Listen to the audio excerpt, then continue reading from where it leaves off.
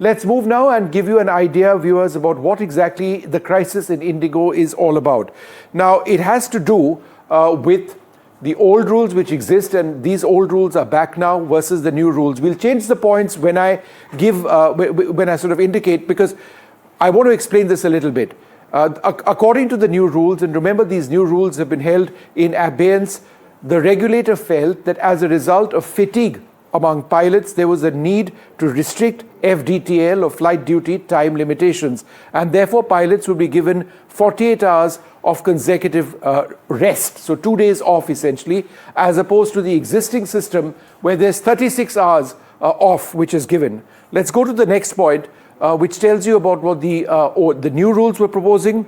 There's been a definition of night duty hours. This is important because remember, lots of flight operations take place late at night sometimes. Those flight duties hours, nighttime hours, have been defined or were defined from 12 a.m. to 6 a.m. This has been held in abeyance, and we are back to this system where night duty has been defined from 12 to 5 a.m. So this has implications as well, and because if night duty hours actually extended 1 hour more, then you'd need more pilots to actually be able to operate, ensure that flights were available, pilots were available to man these flights. Let's go to the next point. The maximum flight duty period for night operations is 13 hours. That had been brought down to 10 hours. Again, if you bring this down, then you need to have pilots from certain areas to come in to operate these flights, because the airline is not cutting down on their routes or the number of flights. But if pilots are meant to operate fewer hours, you need to find pilots from somewhere to operate those flights. IndiGo doesn't have the pilots to operate those flights, hence this crisis, hence this cascading impact. Let's go to the next point, which actually talks about the maximum number of landings.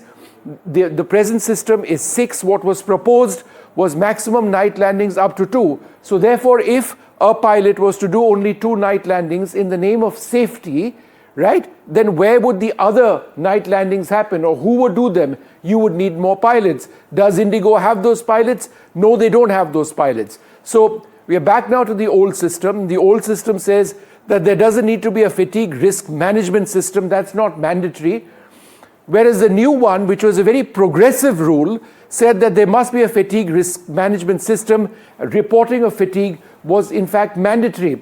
So we are back to an older system, which was deemed to be not good enough 2 years ago, which is when the government said, the regulator said, you need to fix things, let's make Indian skies safer. Unfortunately, we are back to this system because IndiGo doesn't have enough pilots to ensure that the greater safety margins in the new system can be adhered to. Let's go to the next page, which actually tells you about the number of pilots that IndiGo fell short of. Do we have that graphic?